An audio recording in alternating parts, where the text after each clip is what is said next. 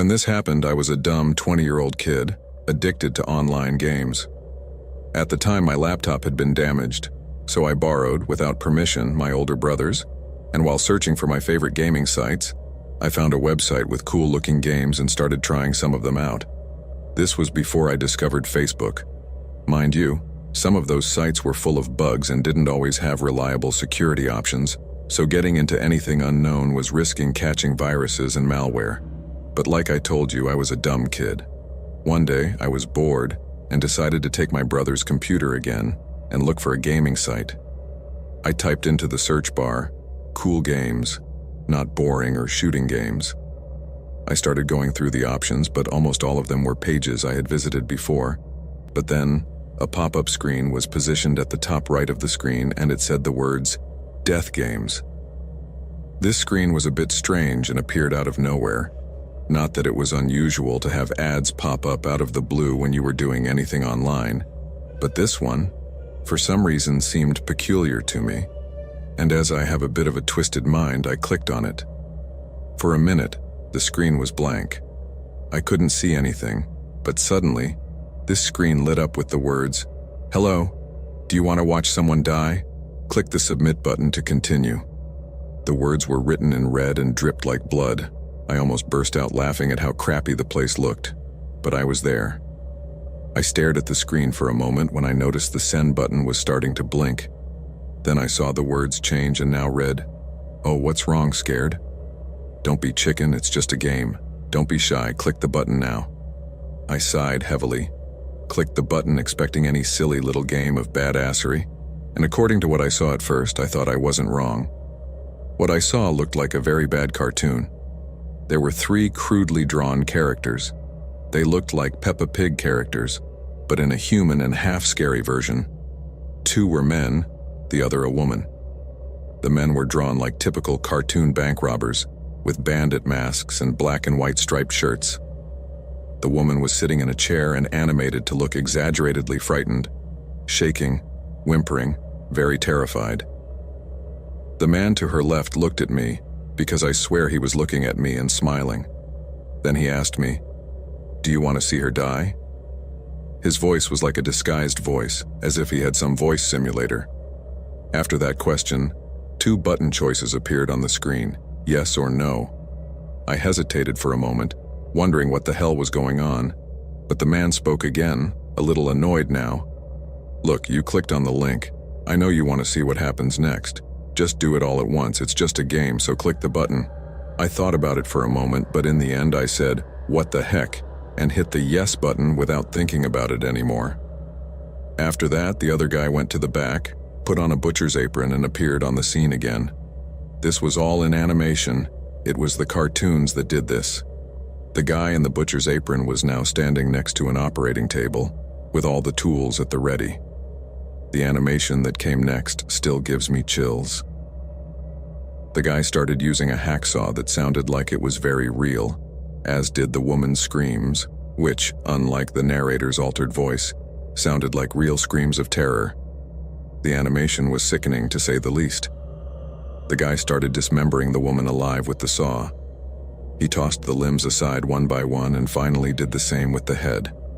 As he did so, the sounds could be heard very realistically, i.e. the woman's blood-curdling screams, the sound of the saw slicing through bone and tissue, the gurgling noises and her agonized moans, until they were completely muffled. I almost laughed because of how well accomplished the sound effects were, unlike the animation which sucked. I felt a little weird though, as that woman's screams of terror sounded so real that it gave me goosebumps. Did you like it? I knew you were curious. Want to see something even better? I clicked yes again, and then another animation began. This time it was the same 2 men, but now in scuba gear, and the third was no longer a woman, but a guy in an executive suit standing at the edge of a huge pond. The one in the suit had his hands tied behind his back. The one on the left held up a sign that said, "Do you want to watch him die?" I hesitated a bit again, but clicked yes. Then the other diver grabbed the guy in the suit by the ankles and started dragging him into the water. The guy was screaming his head off, trying to get loose and begging for his life. As with the previous animation, the sound effects were too realistic, Everything could be heard in detail, down to the smallest sound. In the end, the diver lifted the guy up with great force and threw him into the water. The victim fell into the water with a splash that drowned out his terrified screams. I couldn't believe that even that sound was so realistic. For about 30 seconds, nothing happened, but suddenly the guy in the suit surfaced, still screaming his head off. I could barely see something behind him dragging him down. Another minute later, the man came out again, but he was no longer screaming. Now the animation, his arms had disappeared, and there were red lines drawn in a way that gave the impression that they had been ripped off his shoulders instead of cut off. They looked like they had gone through a giant blender. Then, suddenly, the thing that took him away appeared. A huge alligator grabbed him by the side and dragged him down without coming back out. I started to feel really bad about those hellish animations. It wasn't fun anymore. I just wanted to get out of that place and never come back to it. But then the screen changed again. Now the two men were no longer drawings, they were real people in some kind of gray room, but with white masks on, and near them was the body of a completely dismembered woman, and one of them was holding a clothes hook with the remains of a torn business suit, soaking wet and dripping with red-tinted water. The voice, still in disguise, said, "Wasn't it fun to see these two? You wanted to see more and we did it for you. Only they had to experience it, but so can you. Please don't leave the site, you'd be taking all the fun away from us." Now I was really scared. I stood petrified in my chair, breaking out in a cold sweat. Only then did I realize with horror that the animations had been to disguise the crimes. Those murders had been recorded and turned into silly drawings to disguise what was really going on. At that point, 3 options appeared on the screen. One said, "Yes, I want to experiment." Another said, "No, I don't want to experiment." And the last said, "I want to meet you." I clicked no, obviously. But there was no response. Was it a threat? "What's wrong with you? Don't you want to have fun? You had an amazing experience, you saw us do what we did and you chose no? You better choose right this time." Now I was starting to hyperventilate. My breathing was rampant, as was my heartbeat. I felt an infinite pit in my stomach and I could barely feel my fingers. I was in a complete panic. Again I clicked no, pressing as many times as I could until I was able to successfully exit the site. I swear I felt like I was going to have a heart attack. Gathering whatever vestige of courage I had left in my body, I checked my history, but the site was no longer there. It had disappeared without a trace. A few minutes later, my brother arrived and found me using his computer. I looked at him with all the panic I still had in my body, and he asked me what I was doing. So I answered him and told him everything that had just happened. He immediately pulled me away and did something on the computer that I didn't understand and then turned it off. He scolded me for using his computer without permission, and then explained that what I had just seen was not a normal page, but something from the dark web. To be honest, I have no further knowledge about that. All I know is that my brother had a router that allowed him to access the deep web. He studied computer science and knew about such things, so he told me that he had blocked the site via a code, and now he had to make sure that his computer had not been hacked. I asked him in a panic if what I had seen was real, and he confirmed that it was and that these were very dangerous people. I told him that we should call the police, but he told me not to even think about it because then we would be in real danger. This told me tremendously worried, but he just took me out of the room and told me he would take care of it. In the end, I never knew exactly what he did, who he contacted, or who he talked to. I just know that the next day I asked him about it and he said not to worry, that everything was taken care of.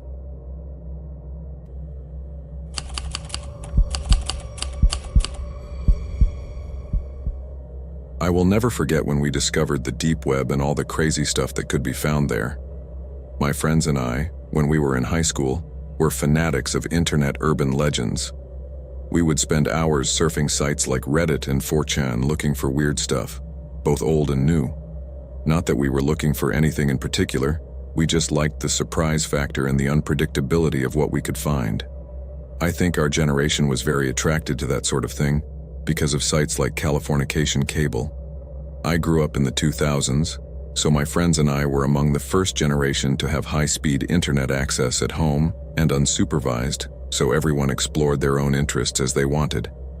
At that time, for the first time, you could listen to something and then go to the web to investigate further, and while many of us only downloaded music and videos on platforms like Aries and Kazaa, full of viruses most of the time, others discovered that you could download practically anything on LimeWire, which was like a kind of digital Russian roulette. That is, sometimes you thought you were downloading a My Chemical Romance song and ended up with a video of a decapitation. It was completely crazy. As you might imagine, we were initially fascinated with the idea of the deep web. Although this hidden part of the internet had been around long before that, it was in the mid-2000s that the term became popular, and it was something we talked about a lot at the time, because there were so many weird things we'd heard about it, rumors being made up and horror stories being posted online. At that time, there was sort of a fascination among young people for that place. I remember at school all my classmates started talking about it and repeating all these stories that were posted online. And obviously, when my friends and I started hearing about it, we were immediately interested. There's no other way to describe it. The deep web was the last frontier, the only place you could explore and see things that no one else had seen. And of course, we had to go in there and take a look on our own. So we started researching what it took to get in. None of us wanted to use our own devices, so we thought we'd buy a second-hand laptop exclusively for that, as we'd heard a lot of scary stories about hackers operating there, plus a lot of dangerous people. The truth is that we did some pretty intense research before we tried to make any inroads there. Sure, being high school students, we didn't have enough money to buy a computer on our own, but the urge to take the plunge was too strong, so one day I got tired of waiting and decided to do it on my own. It's not that entering the deep web is illegal. It's what you do once you're inside that matters. I told my friends I would do it from my computer at home. It took me a couple of days of research, but I did it. I'm not going to explain how, so you don't make the same mistakes I did, but let's just say you need a special browser for that. If you really want to get in, you'll have to figure out the rest on your own. The thing is, I made the necessary adjustments, downloaded the software, and started experimenting. Getting to the deep web is easier than they say. The hard part is navigating. There are no URLs like on the normal internet. You need to know specific addresses to find the sites. This prevents anyone from getting in and getting into trouble. I did some research so as not to get discouraged and decided to visit some sites that looked interesting, but not too dangerous. For that, I went to my lifelong trusted friend Forshan and the anonymous users there. They gave me some advice, but basically they all told me to stay away from the deep web. However, after a whole night of questioning and haggling, they passed me a link with a list of dark web addresses. There were thousands. I remember feeling dizzy when I saw it. I couldn't even imagine all the crazy stuff that would be there. I did start as anyone would, one link at a time. I can't tell you the disappointment I felt when I opened the first link and it took me to a dead site. I thought I had been totally scammed. I felt completely ripped off. The first 10 or 20 links were all the same dead site. But I wasn't going to give up. I spent a year of my high school life talking about the wonders of this place, so I couldn't just give up and say I was wrong. I did what any young person with 2 fingers in front would do. I skipped a bunch of links until I found one that looked interesting and followed it, and wham! This time the site wasn't dead. It was some sort of online marketplace, and as you might imagine, the stuff they were selling wasn't stuff you'd find in a normal store. Just to give you an idea, I came across a fetish site where you could buy urine of any kind. It seemed like the site focused on clean urine, the kind that would pass a drug test. I definitely hit the mother of all loads. I hung around for a while browsing, just to make sure I didn't miss anything. After all, I was a scout and had to make an accurate report for my friends, so I spent the rest of the night at it. As slow as methodical research is, my friends were freaking out when I told them about everything I had found on the deep web. They couldn't even believe that I had actually found something, and from my home computer. They kept asking me if I was crazy and if the FBI was watching me. I hit the jackpot. I told them half euphoric, half nervous. For a few weeks after that, my friends would come over almost every day after school, usually when my parents were at work, and we would try various random URLs from the copy and paste list. The list itself was hosted on one of those old text-sharing websites, so anyone could make changes to the document at any time. Sometimes we would see someone delete a URL or type a new one at the end. In fact, we had our own list of websites we visited and websites that were dead. I can't even begin to tell you all the crazy things we saw. It started with a weird website of the year, but that was just the tip of the iceberg of hell. That's the kind of website you can find on the normal internet these days. Piss and bags, Barts and flasks, typical fanboy-only stuff. It's almost as if the depravity of the dark web has slowly spread to the normal internet in recent years. Anyway, we moved on to more interesting URLs. A week later, we explored another marketplace that was more like a forum, not selling things, but services. The members of this forum claimed to be hitmen from different places, each with their own skills and goals. This last part varied a lot and was reflected in the price. Assassins willing to kill normal people were asking around $20,000, or Mexican pesos. The highest prices were between $100,000 and $50,000 up front, and then another $50,000 after the job. These were for high-profile targets. It was mind-boggling to see only dollars or rubles, but there was no way to verify anything. Part of us was convinced it was all role-playing, people pretending to be what they were not. But we were curious, so we created a forum account.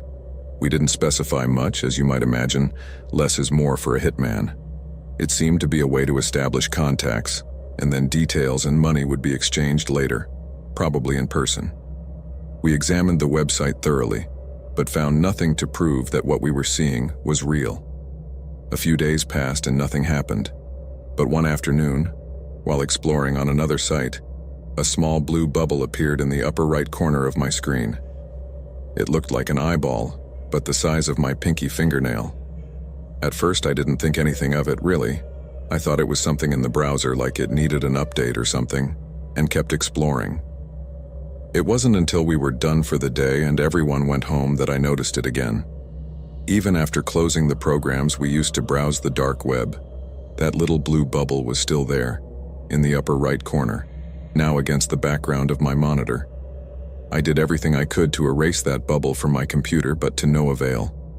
I rebooted, shut down completely, scanned with antivirus, purged everything that was part of my computer, but nothing worked. I figured I had to deal with it, which wasn't a big deal in the end. Being a silly kid, forgetting about the bubble was like breathing, and believe it or not, we kept exploring the dark web despite that little eyeball watching us. It was a couple more weeks before we found a website that interested us all. It was a black market for hackers and data. There, hackers had their resumes listing the things they could do for you, even some things they could teach you. It was like a hub for password theft and sneaky backdoor access. For some reason, being on this website didn't scare us, even though this seemed to be the place where bad things would really happen. This is a side effect of when you start to become confident, lose your fear, and become careless, and in our case, to the point of not seeing the danger in front of our eyes. We were hanging around that website for a while, until one day, that little blue bubble disappeared from the corner. We all looked at each other and laughed, letting the scare pass. Then we kept exploring the website, and suddenly, a text box appeared on the screen in gray. Like the stupid little kids we were, we started screaming and shouting as if we had just passed a video game level, even though we had no idea what we had just encountered. The message went something like this. "Hi, I'm one of the administrators of this website. We log everyone who comes through here as best we can, but I've been monitoring your activity since you first showed up. I have seen them on our servers every day, and have come to the conclusion that they have no interest in buying or using any of the services listed. I suspect that even if they had an interest, they would have no way to pay for them, because they are a bunch of high school kids messing around with things they don't understand." The guy went on to explain that we weren't in trouble, and that the management team didn't mind us looking, but others would. Due to the sensitive nature of the website, many real hackers lurked just below the surface. And since I was on my home computer using my family's internet without any antivirus protection, my connection to the dark web was like a flashing red sign with all my personal information. I had no idea that my presence on every website was an invitation for people to come and take advantage of me. Then, the guy said that if I took more precautions to protect my connection, I would be safe exploring. He asked me if I had noticed a little blue bubble on my monitor screen. I replied that yes, it had been there for a week or two. The administrator explained to me that I had picked up a hitchhiker on one of those obscure websites, and that person was tracking everything I did. They couldn't see me through the screen or anything, but they could see everything I did on our home internet, probably trying to blackmail us. The administrator also explained to me that when he investigated my connection, he took the liberty of deleting my hitchhiker. "You should disconnect now if you know what's good for you," was the last message I received from him. We all looked at each other with the same sense of disbelief. Being high school kids, we needed more than a creepy message to convince us. One of my friends leaned over my shoulder and wrote, "How do we know this is legit? Anyone could be making this up." The administrator responded with my full name and the full names of several other friends inside the classroom at the school we all went to, my parents' names and home address, and a further warning. On the dark web, there are only two ways to learn that this is not a game: the easy way as now or the hard way, as I assure you, you do not wish to find out. I have complied with warning you. Now you decide. Then he disconnected. After this last message, there was a tense silence in the room. I think we all felt the same shiver run through our bodies, the one that warns you that your skin is in real danger. At that moment, we all looked at each other with wide eyes and fear very visible in our eyes.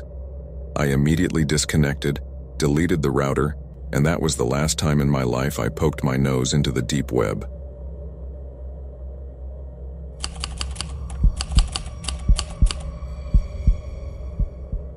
I will start this story by admitting that I am addicted. Pot is my all-time vice, but if I want something stronger, I buy it from a friend who supplies me. However, this happened one time when I didn't have a dealer and a college friend recommended ordering through the deep web.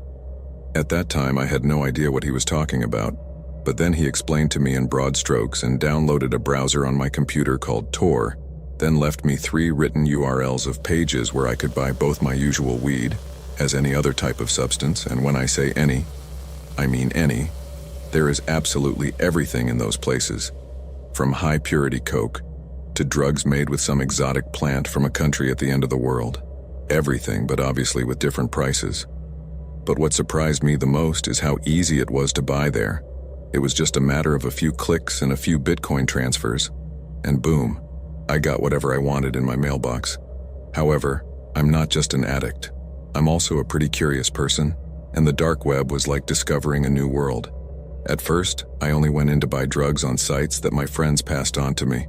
But one night I was sober and at home, something rare for me, so, bored as I was, I decided to open Tor and see what shady things I could find in the dark web, as my friends also told me about this, but also about certain dangers I could face, so I had never wanted to cross the line, but that night curiosity overcame fear. So I jumped in. If you've ever been on the dark web, you'll know that you can't just search for red rooms or hitmen for hire and get results. You have to find links to those sites first. So I set about Googling, trying to find links to underworld websites. I know it's weird to actively search for the worst, but since I entered the dark web that night, I had a strange sense of morbid curiosity. Like I said, curiosity got the better of me. The thing is, I spent quite a while looking for links, but everything I found was either too simple or the links didn't even work. I was about to give up, but in a last attempt, I clicked on a deep web subreddit on Reddit. I didn't expect to find anything, really. I browsed through the most popular for half an hour before selecting new, and that's when I saw it. A simple text post titled "Murder and the Life of the Murderer, Services Ruined." The text box of the posting was what appeared to be a random mix of numbers and letters. It took my tired brain a second to decipher it, but I quickly realized it was a link, probably to a hitman website, so I decided to paste it into my dark web browser and, what do you think? It worked. But before I continued, I thought I'd go back to the profile to see if they had posted any other dark web links, but when I went back to the post, the profile had mysteriously disappeared. Anyway, I reopened the dark web and went back to the site. At the top was the name, Assassin's Assassination and Life Destruction Services, next to what looked like a skull inside some sort of tunnel. I laughed a little when I saw it. I thought the site must be fake, but as I scrolled down, I was not disappointed. There was a paragraph of green text on a black background and a small box to the right that just said, "Place an order." The text was the main part, took up almost the entire page, and listed all the ways they could kill someone. I laughed again, because this had to be a joke. I was even tempted to place an order just to see what would happen. But better not to risk it, I thought. I was about to close the computer and call it a night, when I heard a knock on the door.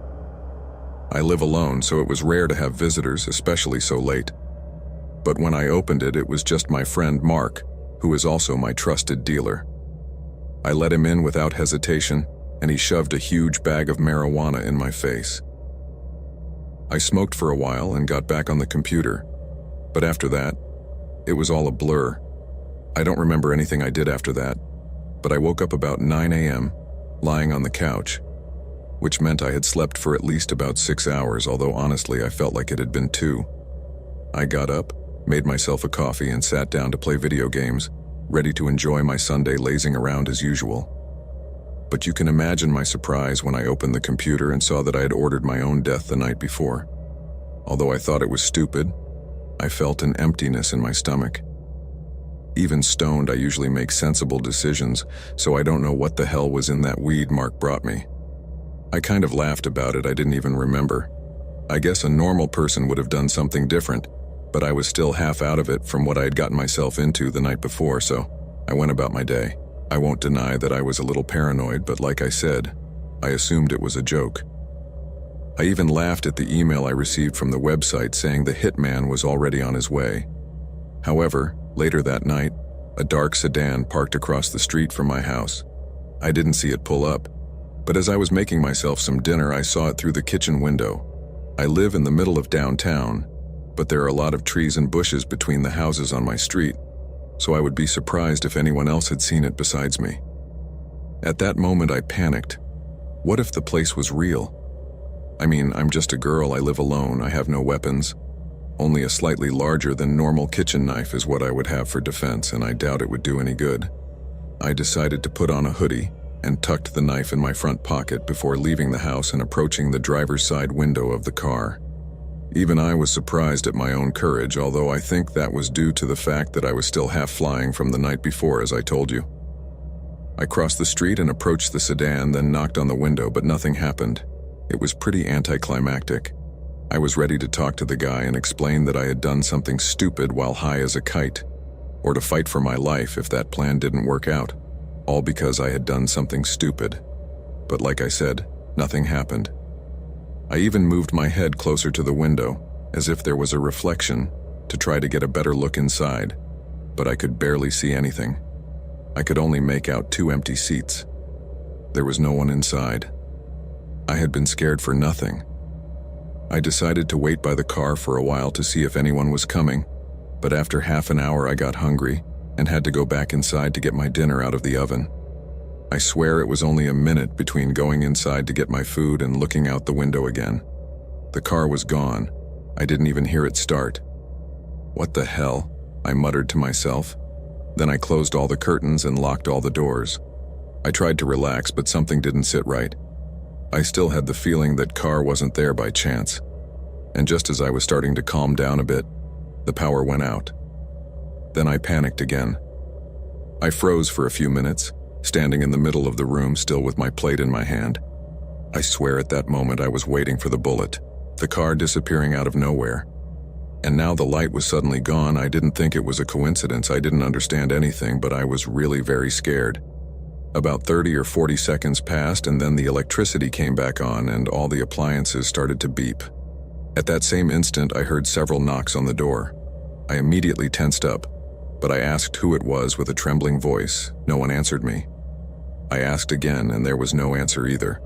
I waited for about 10 or 15 minutes more, And when I saw that they didn't knock again, I gathered my courage again and walked to the door, and as I did so, I couldn't help but imagine opening the door and being greeted by the barrel of a gun in the middle of my forehead. I opened the door slowly, and surprise, there was no one there. But as I was about to close the door and return to the house, I looked down and saw that there was an envelope.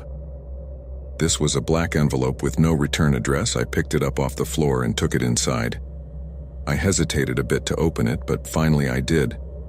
Then my jaw dropped to the floor. In the envelope were several photographs of me taken from my computer, showing me with my eyes quite red and looking a bit lost. In the corner was the date and time. They were from that same day at 3 o'clock in the morning.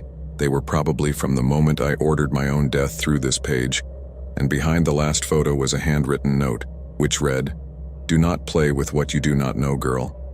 You were lucky today, but if I see you on my site again, you're dead. Stay away from the dark web." At that moment, my whole body began to tremble. I felt a knot in my stomach and I had to run to the bathroom to vomit. But immediately I came out, I ran to my computer and totally deleted the browser. But just in case, that same day I had my computer formatted. That was the last time I entered the dark web.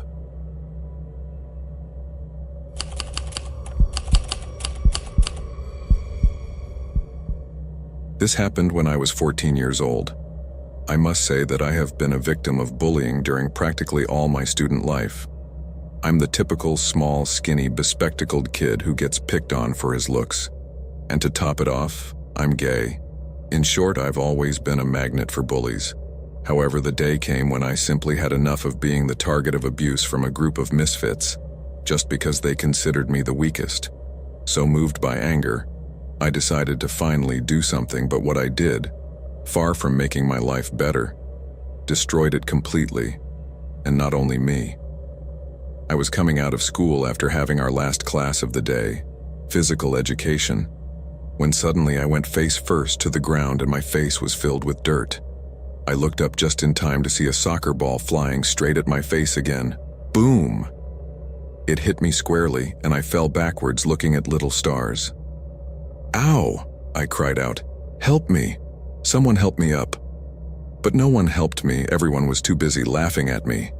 I got up on my own, wiping my face with my t-shirt, while looking at the jerk who hit me with the ball. It was Juan, the school bully, and his friends were laughing as this one walked over and pushed me back to the ground. "Why don't you get out of here? Go back to hiding under a rock and die, you freak. I bet no one wants you." They continued to laugh and taunt me as they walked away, leaving me alone and humiliated while I wiped off the mud. I had had enough of bullies, playing with me and my feelings like I was worthless. Their laughter was digging into my back as I walked away, and with every step I took, I became more and more filled with helplessness. I got home, locked myself in my room, and collapsed on the bed to cry out of sheer rage. I felt tears running down my cheeks until sleep finally overcame me. I felt trapped in an endless cycle of humiliation, with no escape in sight. When I woke up, I felt no better. The problem was that this was a years-long affair. I can't remember a single year that I attended school without feeling bullied and judged. Being the target of aggression and humiliation from those who were bigger and stronger than me, and who thought they were better, is something I learned to live with throughout my time at school. But not exactly something I got used to. You never get used to that. It was exhausting and exasperating. I can't even describe how it feels. Only someone who has been through it can be able to understand the way bullying destroys you morally and psychologically. And I was already at that point where you collapse and just say, "Enough." That afternoon, I opened my laptop and lost myself in the void of social media, looking for an escape, a distraction, anything to take me away from my reality. But every post, every photo seemed to mock me even more. So many people looking cool and bragging about their perfect lives, reminding me how alone and vulnerable I felt. Anger began to boil inside me. A very dark and dangerous feeling that I had never experienced before began to form inside me. I decided to close the social networks and got on Google looking for answers, looking for a way out. I didn't even know what I was looking for, The only thing that was clear to me was that I wanted to do something to stop feeling so miserable. It was then that I came across several forums and blogs full of stories of revenge, of people who had suffered like me and had decided to take control. The words "an eye for an eye" echoed in my mind, fueling my growing desire to make my abusers pay for all the pain and humiliation of all these years. That's when I saw it. An article explaining how to access the deep web, that dark and mysterious corner of the internet where it was said you could find anything. At that moment, my curiosity mixed with the desperation I felt, and an idea began to take shape in my mind. Could I find the solution to my problems there? Could the deep web offer me the revenge I so longed for? I wanted to find out, so I clicked on the link. It took me to a page with a lot of weird links, but one in particular caught my attention. Hitmen for hire. I was somewhat surprised, but I kept reading.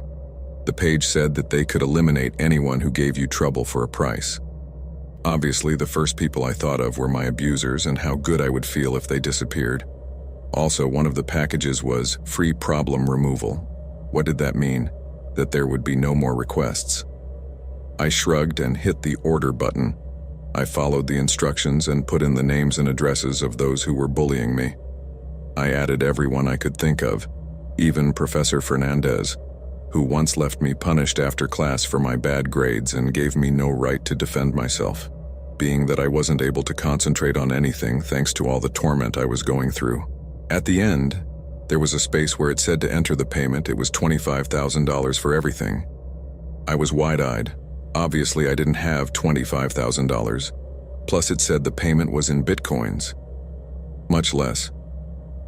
I did nothing for a few moments and thought, well, at least I tried. I moved the cursor to the X and clicked there to exit the site. But instead of closing the page, a small window popped up where it said, "Do you have the amount to cancel?" Yes, no. I thought it was really strange. I had never seen a site where they asked you that question. Well, it is assumed that if you requested a service, it is because you can pay for it, unless you are a pathetic, angry, clueless 14-year-old teenager like me.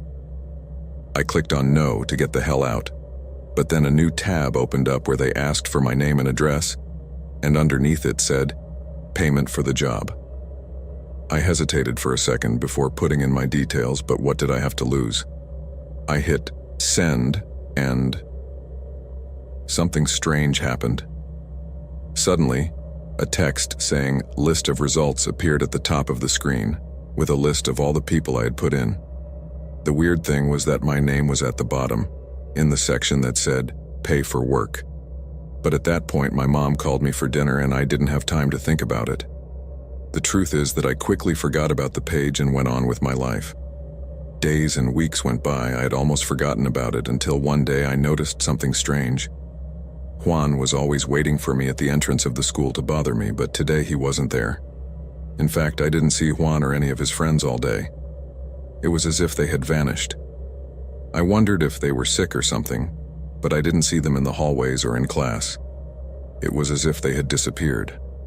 That's when I remembered the website and I got a chill. Surely it couldn't be real, right? Besides, I didn't pay. I tried to ignore it and forget about it, but I couldn't shake the feeling that something was wrong. It was upon entering the classroom that I figured out what was going on. The teacher was standing at her desk, her hair disheveled and her makeup smeared. She looked like she had been crying. Then she told us, "John, Samuel and Dixon have passed away." I felt myself go pale as the teacher spoke. They were dead, but how? It couldn't be the website, could it? I froze, staring at Professor Fernandez's face, still standing there. She wasn't alive? That meant it wasn't the page? I breathed a sigh of relief and opened my book, thinking that for once the world had done me a favor. But just as I started to read, I heard a strange noise, like a muffled gurgling sound. That's when I saw Professor Fernandez freeze, her face turning blue and her hands holding a glass of coffee that began to slowly spill onto the desk and drip onto the floor. The glass shattered as it fell, and I realized, horrified, that her eyes were wide open, staring into the void, and suddenly she collapsed to the floor. She was dead. All the students started screaming and running out of the room. I ran out along with the crowd with my mind racing. It couldn't be the website, it just couldn't be. As I was running home, I suddenly realized that a car had been following me for several minutes. I started to run faster, but the car also accelerated. So I started running at full speed, but to no avail. Finally, it stopped a few meters in front of me and a man got out of it. It was horrible. There's no other way to describe it. The guy was completely dressed in black. His head was shaved, and he had a face full of scars. I tried to scream, but my voice wouldn't come out. I was paralyzed with fear. The man said, "You think you can rip me off? You made a disposal order and I fulfilled it. Now it's time to pay."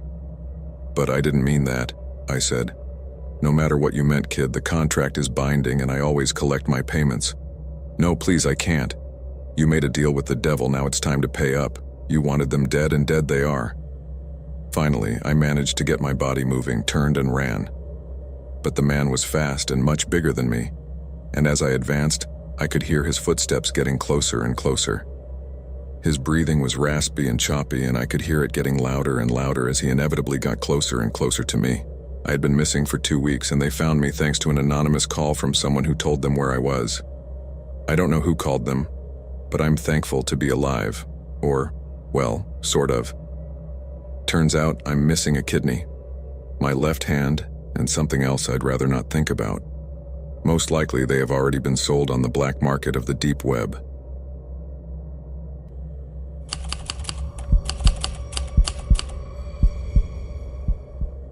The year was 1998, the year France won its first World Cup, the year the Euro was born, and the year I, at the age of 15, had the most disturbing experience of my life. I was on my parents' computer surfing the very slow internet of the time. I was researching Franco's dictatorship for a school assignment when my friend Jake sent me an IRC message. "Hey, a guy at school told me about something super cool you can do on the computer," he said. "What's that?" I asked. "First, open start. Second, go to run. Third, type in this URL and let me know when you're done." He sent me the URL in question, and I did as he said. Then a sort of command window opened up. It had 2 boxes for typing text and a normal command line. I let Jake know when it was done, and he said, "In one box type your name, in the other a password, and in the last one, the word Wardio." I followed his directions to the letter, and then he opened a box that asked me to put a nickname, so I put no name, like no name in English. I thought that was interesting. Then the window closed, and after a while a file opened that said, "Welcome to the Oregon Art Tile chat room. User no name has joined." I spent the next few months talking to my friends in that chat room. I had no idea who created it or how it worked. Apparently that chat room only worked in the Oregon area, so in theory you could talk to anyone there. But in practice, the only people there were Jake, me, and a couple of other people. There was also a kid from high school who lived across town, and one time someone showed up who claimed to work in tech support for an insurance company, but left quickly when they only responded with, "Where do you go to school?" I don't know why we used that room instead of a regular one. Maybe we liked the secret clandestine role. But one autumn morning I was in for a surprise. I had been made an administrator. I had no idea who had done it, but I strutted around in front of my friends for several days. I could change what people wrote to make them look like fools, though the truth is I didn't use my powers much, mainly because I didn't know how. Until one day I logged in and saw that the anonymous messages to administrators were not empty, as usual. I wish I had never looked. It was a very long story from a user named Sarah6754, written in several short messages. It told how her parents mistreated her, wouldn't let her leave the house, and how she would sneak out to go online. That night, Sarah6754 told us that she had seen the chat room open on her father's computer and was going to tell anyone she could. I asked her who she was and told her that if it were true, she would have called the police by now. But suddenly the chat room stopped working. I tried to open it again, but I got an error every time I searched for the command in run. I was furious. Our secret hideout with Jake was gone. However, 2 days later I was watching the news and they reported the following. 16-year-old girl is killed by her father after trying to escape through her bedroom window. The mother is in police custody, but the father is still at large. But really disturbing, police had found descriptions on the family computer of boys named Jake, No Name, and 2 others, where the father detailed how he imagined them and the horrible things he would do to them if he found them. They were things too gruesome to repeat here. That man was never caught. As far as I know, he is still at large, hiding among us. I am sure he will never be caught, but I am even more thankful for the fact that he did not catch us.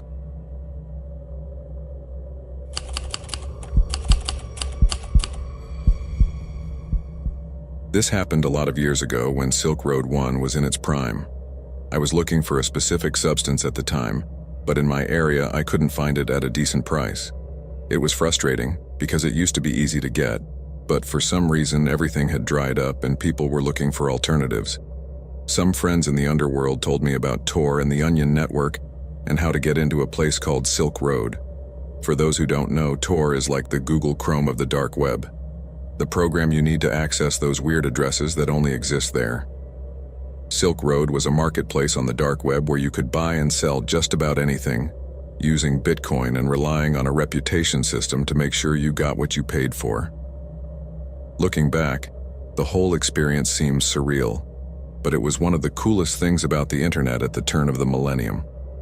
Tor was called the Onion Router because it randomly changed your IP with every click. One minute you were in Ohio, the next in Guatemala, and then Oslo. It was untraceable, unless of course the system had ways of tracking you, but that's another story. The truth is that I got on Tor, logged onto the dark web, and got to Silk Road. It seemed simple enough, so I made a post as if I were on Craigslist or any forum. "Hi, I'm looking for mushrooms, please respond." It was basic and a little silly, but I didn't have much choice. I hit publish and waited. The next morning I checked and there was no post. I said to myself, what the hell was I thinking? But a few days later, someone responded. He had what he was looking for and asked me to send him a private message. I agreed and we started talking about the details. Suddenly I found myself agreeing to send a stranger almost $1,000. It was a lot more than I intended to spend, but for some reason I liked this guy. Charming drug dealers have that effect, I guess. That's how I knew he was legit. I only had $400 set aside for the purchase, so the other $600 was going to come out of my rent and bills for the month. I had to convert it all to Bitcoin and send it to a random wallet address. At the time, it all seemed very futuristic and exciting. After payment, the guy agreed to send me 1 ounce of mushrooms per week for 5 consecutive weeks. The delay was for security and would allow me to sell more over time. It all made sense to me. But the delivery never came.